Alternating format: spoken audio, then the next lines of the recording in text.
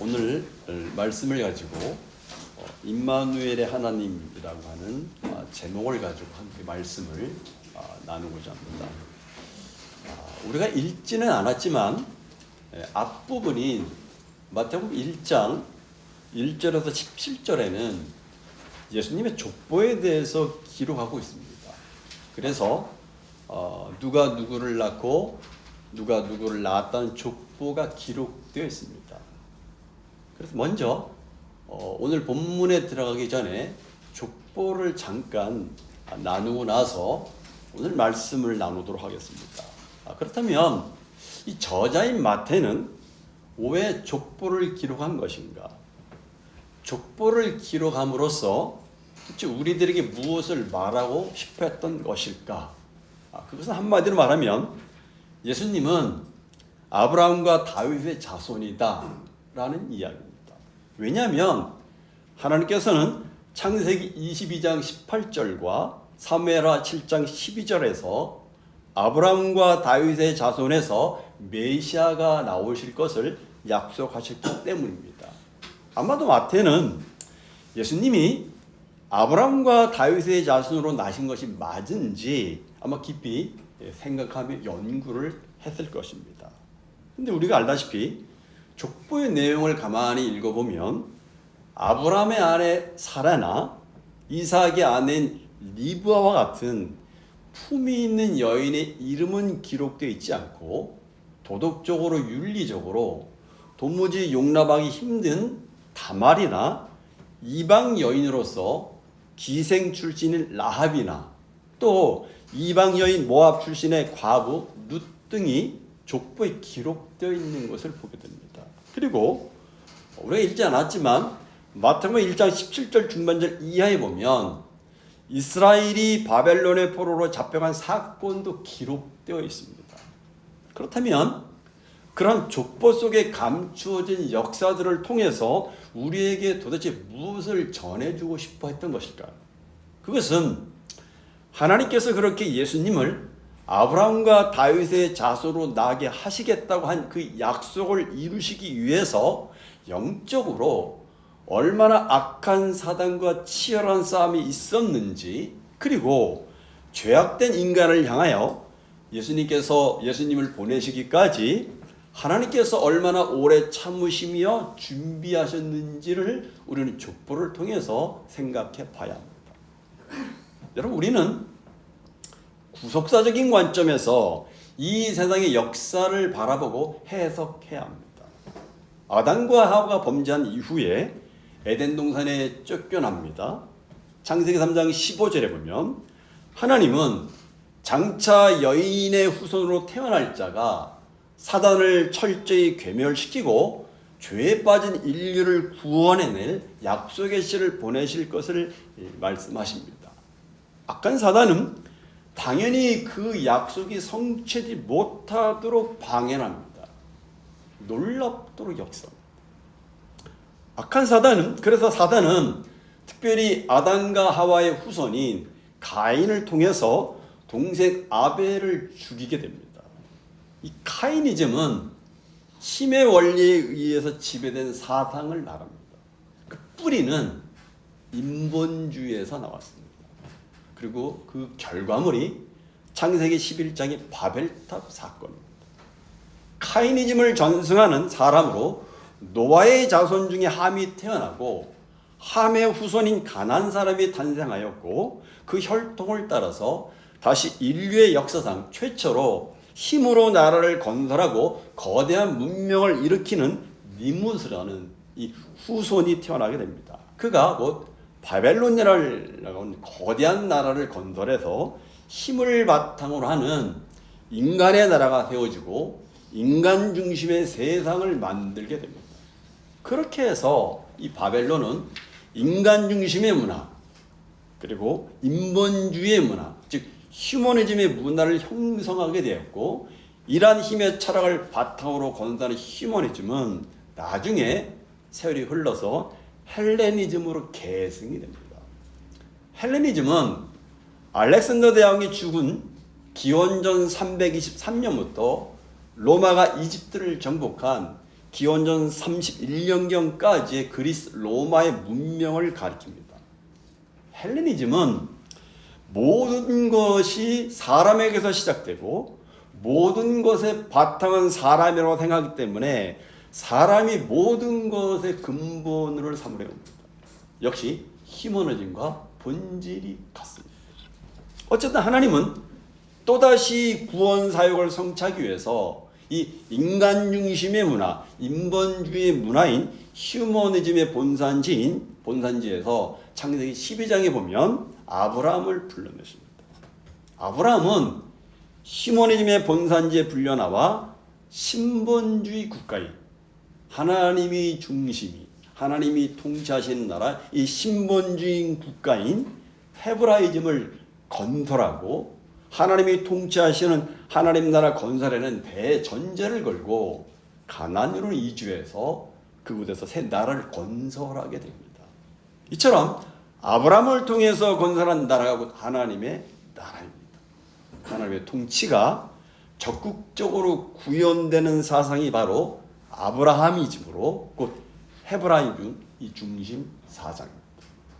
그러므로 이 헤브라이즘은 힘의 철학 사상인 카이니즘과 인간 중심의 인본주의와 휴머니즘과 본질이 같은 이 헬레니즘 중심부에서 신본주의 중심으로 하나님의 구속의 역사를 성취해가는 운동입니다.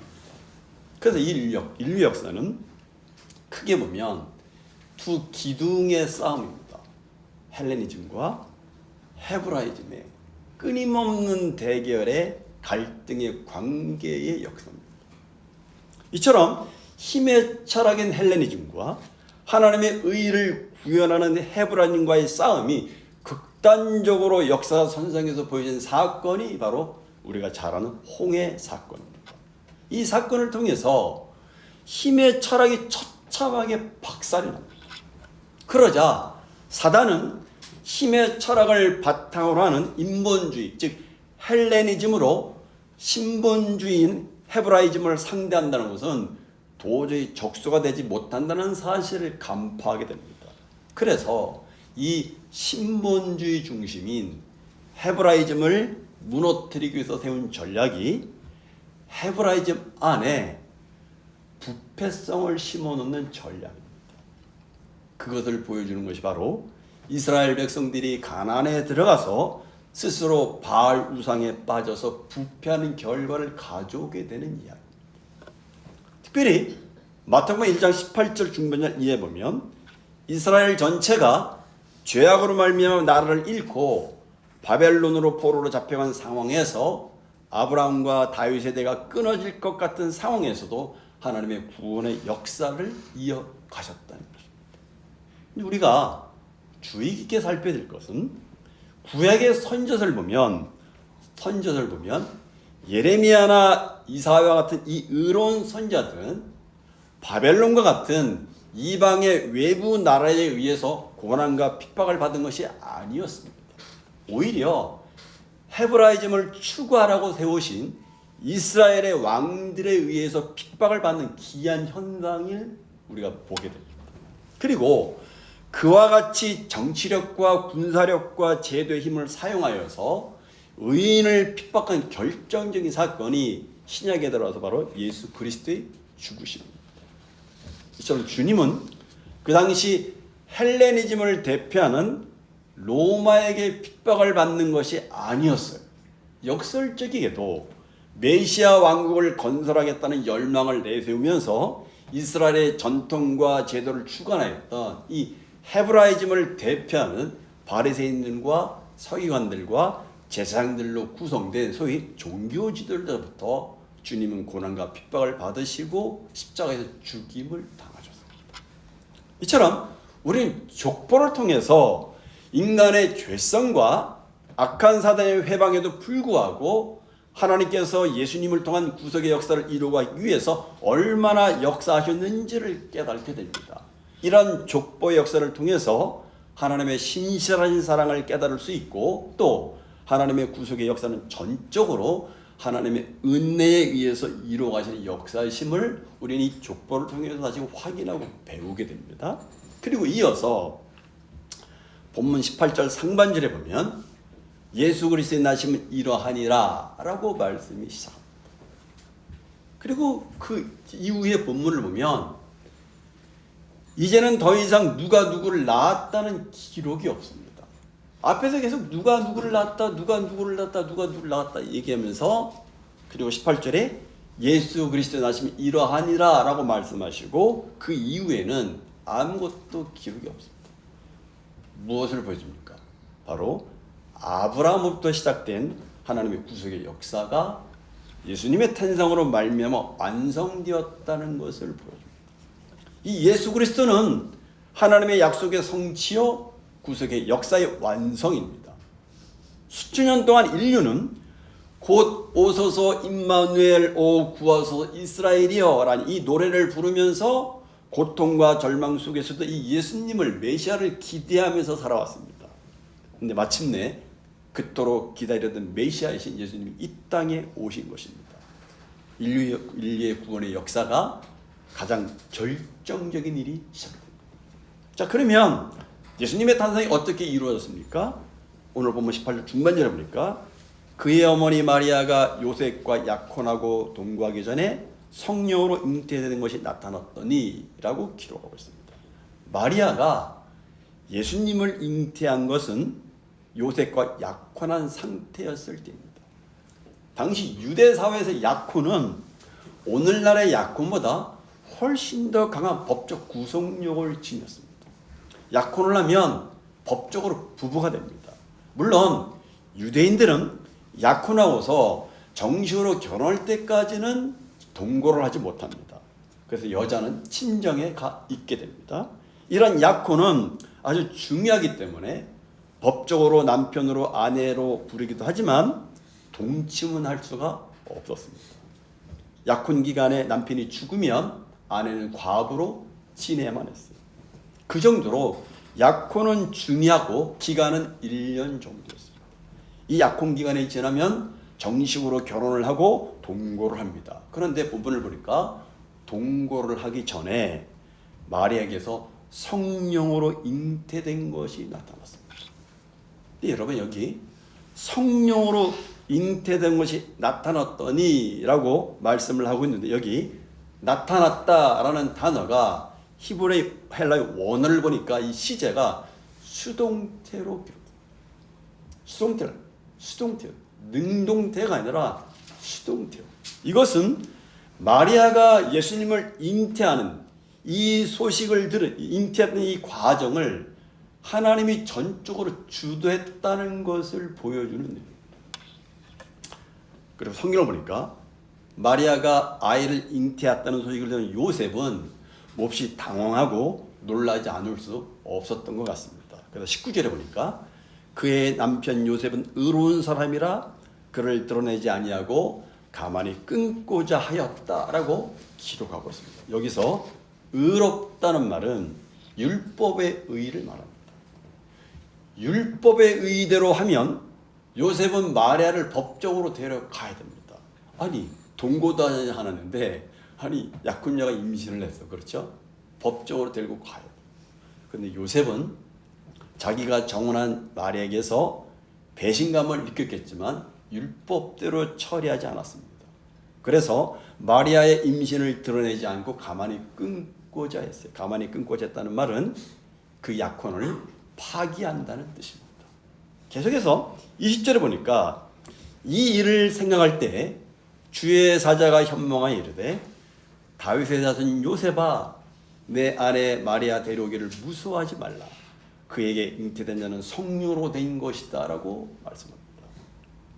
그러니까 아마도 요셉은 마리아의 이 임신 문제를 가지고 여러 가지 고민과 갈등을 많이 했을 것입니다. 그러다가 아마 피곤해서 잠이 들었는데 그때 천사가 꿈에 나타나서 다윗의 자손 요셉아 내 아내 마리아 데려오기를 무서워하지 말라. 그에게 잉태된 자는 성령으로 된 것이다 라고 말합니다.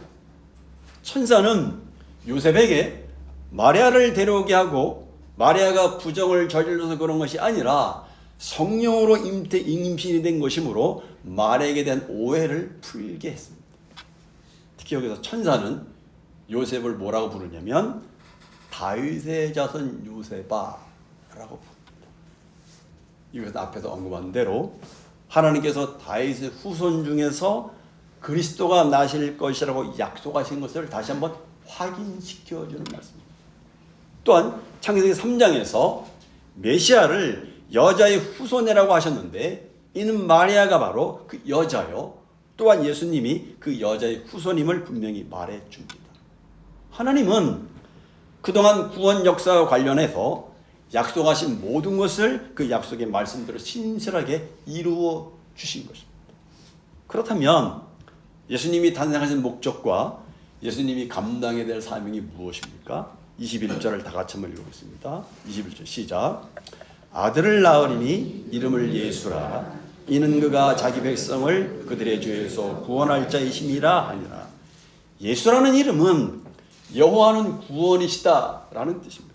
그러니까 자기 백성을 그들의 죄로부터 구원하는 것이 메시아이신 예수님의 사명이셨어요.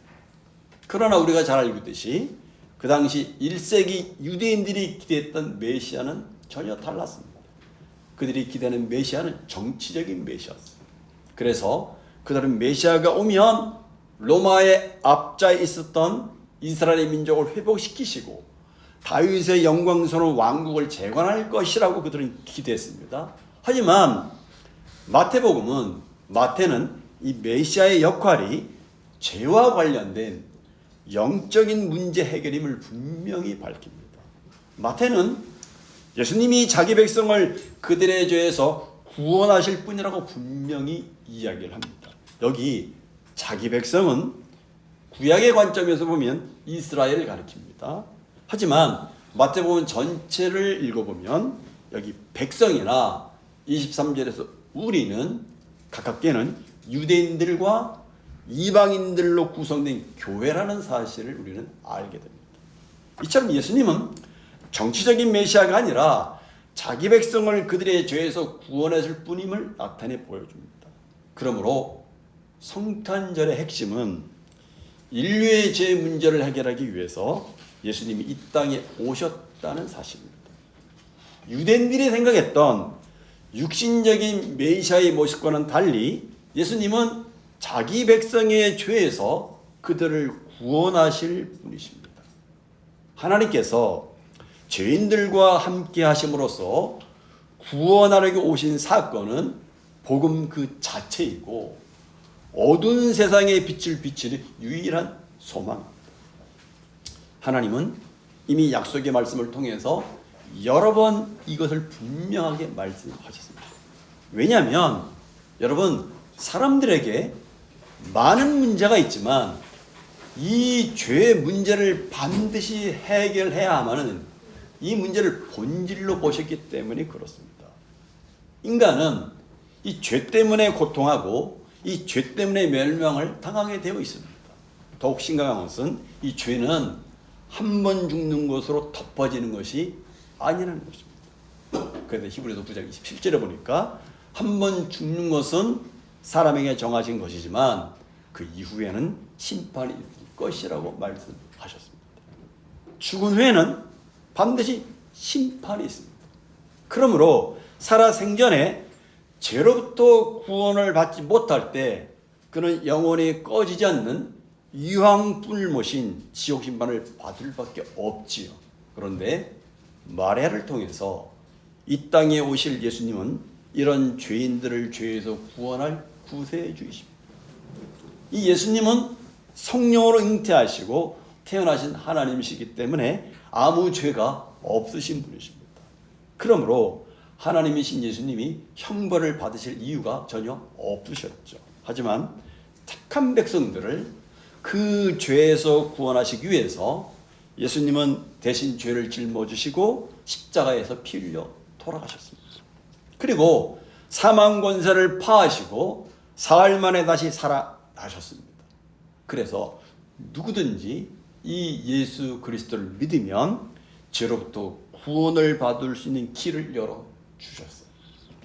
따라서 우리는 죄를 돌이켜 생각하지 않는 성탄절은 참 성탄 지를 수가 없다는 사실을 생각해 봐야 합니다. 성탄절 많은 사람들은 크리스마스 캐롤송을 들고 놀러 가고 먹고 마시고 즐깁니다. 교회에서도 여러 가지 많은 행사들을 합니다. 그러나 우리는 물어봐야 돼요. 과연 누구를 위한 행사입니까? 무엇을 위한 행사인지 우리는 물어봐야 됩니다. 사실 성탄절에 해야 할 일은 인간의 본질적인 죄를 돌아보는 것이 성탄절에 우리가 해야 될 본질적인 일입니다. 성탄절의 의미는 이런 우리의 죄인된 모습을 돌아보게 하는 근원적인 절기이기도 합니다. 그러므로 죄와 그 죄로부터 구원을 말하지 않으면 성탄의 의미는 온전해질 수가 없습니다. 물론 여러분, 죄만 상기시키는 성탄절이라면 그것은 굉장히 우울하고 뭔가 죄책감이 들고 두려운 성탄절일 수밖에 없을 것입니다. 죄와 그로 인한 죽음만이 아니라 죄로부터의 구원과 영생의 소망을 알게 하고 확신하게 하는 것이 바로 성탄절입니다. 그렇기 때문에 죄와 죽음의 절망을 뚫고 생명을 일으킨 예수 그리스도를 주임으로 모시는 신자에게 성탄절은 기쁜 날이 될 수밖에 없는 것입니다. 주님이 나를 부르신 것과 주님이 나의 죄를 용서해 주신 것을 돌아보면 정말 우리 마음 깊이 진실된 감사와 찬양이 나오지 않을 수가 없죠. 계속 보면 22절을 보겠습니다. 22절이니까 이 모든 일이 된 것은 주께서 선지자로 하신 말씀을 이루려 하심이니라 말씀합니다. 그렇습니다. 예수님의 탄생은 구약 성경 곳곳에서 이미 예언되었고 신약 시대의 도래와 함께 그대로 이루어졌습니다. 이처럼 예수님의 탄생은 하나님께서 정확하게 계획하셨던 일이었고 그 계획을 미리 예언해 주셨던 사건이었습니다. 또한 예수님의 탄생은 하나님께서 그 예언해 주신 대로 그대로 한 채 오차도 없이 완벽하게 성취된 일이기도 했던 것입니다. 그러므로 예수님의 탄생은 어떤 우연의 결과물이 아닙니다. 예수님은 이미 영원 전부터 존재하셨던 성자 하나님이셨고 이 땅에 오시기 훨씬 전부터 죄인을 대속하여 구원하실 메시아, 즉 구세주로 오시기로 예정해 계셨던 분이셨습니다. 그리고 약속대로 주님이 오신 것. 마지막 보면 23절을 보겠습니다. 같이 읽어보죠. 시작. 보라, 처녀가 잉태하여 아들을 낳을 것이요 그 이름은 임마누엘이라 하리라 하셨으니 이를 번역한즉 하나님이 우리와 함께 계시다. 그렇습니다. 이 임마누엘이라는 이름은 예수님이 태어나기 700년 전에 이사야가 예언한 말씀의 이름입니다. 이사야 7장 14절에 보니까 그러므로 주께서 친히 징조를 너에게 주실 것이라. 보라, 처녀가 잉태하여 아들을 낳을 것이요 그 이름을 임마누엘이라 하리라. 여러분, 본래 이 말씀은 이사야 7장에서 유대왕 아하스왕 때 북방의 베가왕과 아람왕의 공격으로 온 유다 백성이 공포에 사로잡혀 있을 때에 하나님께서 특별한 징조로 그 백성들과 함께 하실 것을 예언한 말씀이었어요. 이 말씀을 주실 때 남유대 예루살렘은 마치 풍전등화 같은 위기의 순간이었어요. 연합한 강대국들이 예루살렘을 에워쌌습니다. 이런 위기의 순간에 하나님은 아하스 왕에게 하나님의 징조를 구하라고 말씀하십니다. 그런데 성경을 보면 아하스 왕은 구하지 않습니다. 그는 뭐라고 말하냐면 저는 하나님을 시험하지 않겠다라고 말합니다. 그런데 겉으로 보면 정말 믿음이 있는 것처럼 보였지만 사실은 열왕기하 16장에 보면 사실은 하나님보다 이미 강대국이었던 아수르에게 도움을 청한 거예요. 그러니까 아수르를 더 의지하였기 때문에 하나님께 구하지 않았고 징조를 구하지 않았어요. 그는 눈에 보이지 않는 하나님보다 눈에 보이는 강대국인 아수르를 더 의지했던 것입니다. 이처럼 사람이 무엇인가를 의지하게 되면 하나님께 징조를 구하지 않습니다. 하나님께 기도하지 않습니다. 사람이 자기 능력을 의지하면 하나님께 구하지 않습니다. 하나님은 하나님께 징조를 구하지 않는 유다를 징계하고 외면을 하셔야 당연히 옳지요. 그러나 하나님은 끝까지 그들을 사랑하고 도우셨습니다. 그러면서 뭐라 말씀하냐면 보라 처녀가 잉태하여 아들을 낳을 것이요 그 이름을 임마누엘 하리라, 이런 약속의 말씀을 주셨던 거예요. 임마누엘란 하나님께서 우리와 함께 하신다는 뜻입니다. 하나님은 끝까지 그들과 함께 하시겠다고 약속하셨습니다. 하나님은 가장 어렵고 힘들고 고통스럽고 낙심할 때에 함께 하신다고 약속하셨습니다. 함께 한다는 것은 위대한 하나님의 사랑의 표현입니다. 임마누엘의 하나님은 사랑의 하나님이십니다. 하나님께서는 아하스 왕에게 하나님이 사람이 되어서 사람과 함께 아예 함께 사는 임마누엘의 약속을 그에게 주셨던 거예요. 그것이 바로 처녀가 잉태하여 아들을 낳으리니 임마누엘 하리라는 말씀이었던 거예요. 그리고 그 말씀대로 이제 예수님이 이 땅에 오심으로 하나님이 우리와 함께 하시는 놀라운 역사가 시작이 되었다. 그래서 예수님의 성탄의 은총을 한마디로 요약한다면 바로 임마누엘입니다. 즉 하나님이 우리와 함께 하신다는 뜻입니다. 예수 그리스도는 임마누엘로 이 땅에 오셨어요. 우리와 함께 하시는 하나님의 모습으로 이 땅에 탄생하신 것입니다. 하나님이신 그분이 육신을 입고 우리 가운데 오신 거예요. 죄와 사망으로 가득한 이 땅에 생명의 빛으로 오신 것입니다. 그 빛으로 어둠을 밝혀 주셨어요. 그 빛으로 모든 결박을 풀어 주셨습니다. 이처럼 죄악으로 가득 찬 어두운 이 세상에 하나님이 우리와 함께 하신다는 것은 참으로 놀랍고 복된 은혜가 아닐 수가 없습니다. 물론 여러분, 우리들이 주님의 백성이라고 해서 하나님의 임재를 항상 자각하는 것은 아닙니다. 그러나 우리가 그분의 임재를 자각하지 못해도, 그가 우리 눈에 보이지 않아도 그분은 여전히 우리와 함께 계시는 하나님이십니다. 신약성경에 보면 이런 일들이 굉장히 여러 가지 예들이 많이 있는데, 대표적인 예를 하나 소개하면 누가복음 24장 보면 예수님의 죽으심을 보고 절망하여 엠마오로 내려가는 두 제자는 자신들과 지금 동행하고 있는 예수님을 그들은 알지를 못합니다.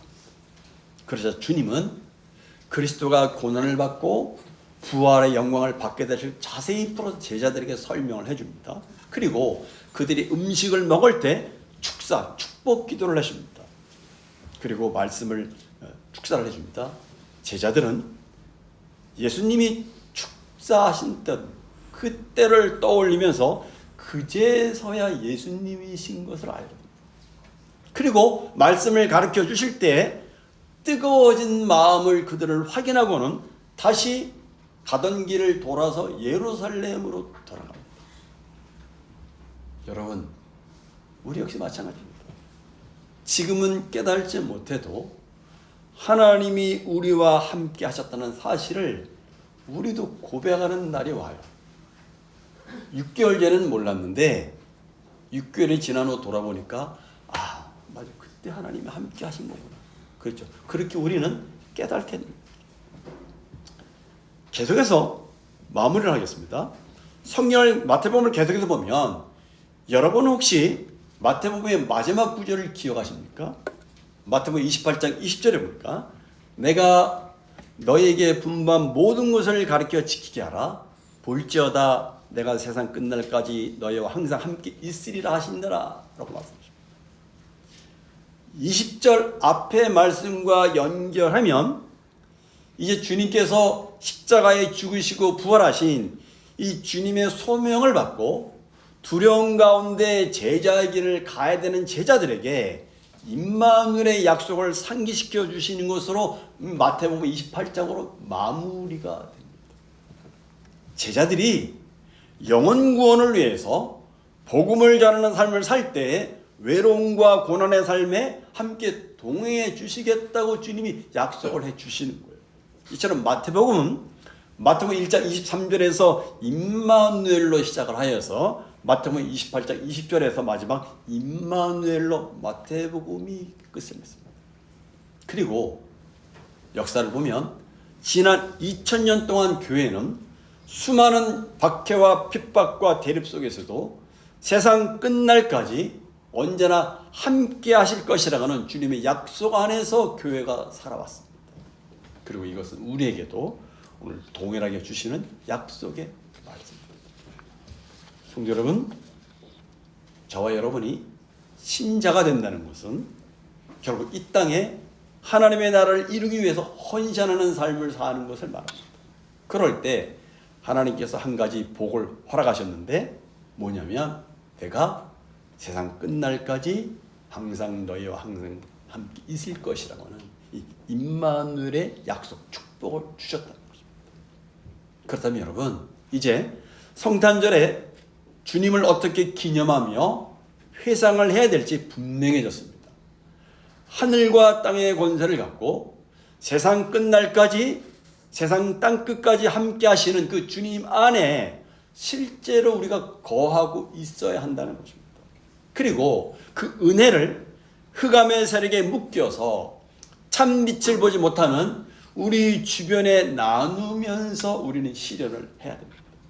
왜 그렇습니까? 그것은 예수님의 참 생명만이 사단의 미혹된 영혼과 죄로 퇴력한 세상을 뒤집어 엎을 수 있고 바꿀 수 있고 새롭게 변화시킬 수 있기 때문에 그렇습니다. 오직 예수 그리스도만이, 복음만이 사람을 변화시키고 세상을 변화시킬 수가 있습니다. 그러므로 우리는 주님이 임마누엘 하시겠다는 의미를 분명히 깨닫고 그 의미를 세상 앞에 온전히 드러내는 삶을 살아야 됩니다. 그냥 사람들이 생각할 때 내가 힘들고 어려운 문제를 주님이 해결해 주시겠다고 하는 그런 의미의 임마누엘이 아니라는 겁니다. 이 말씀은 마태복음의 말씀으로 본다면 우리에게 맡겨진 사명과 깊이 관련이 있다는 사실을 우리는 놓쳐서는 안 됩니다. 말씀을 읽겠습니다. 예수님의 탄생은 하나님이 우리를 얼마나 사랑하는가를 입증한 사건입니다. 예수님의 탄생은 그 사랑을 직접 몸으로 표현한 진실과 열정적인 사랑의 극치입니다.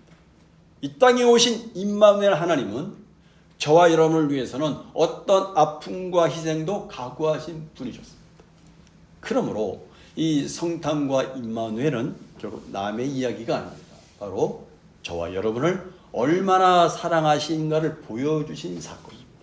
그러나 이 임마누엘의 은혜와 사랑과 축복이 우리에게 끝나서는 안 됩니다. 우리 역시 주님께로부터 받은 이 복음의 은혜와 임마누엘의 사랑을 우리 주변에 흘려 보내야 되는 사명이 있다는 사실을 오늘 아침에 다시금 묵상해야 됩니다.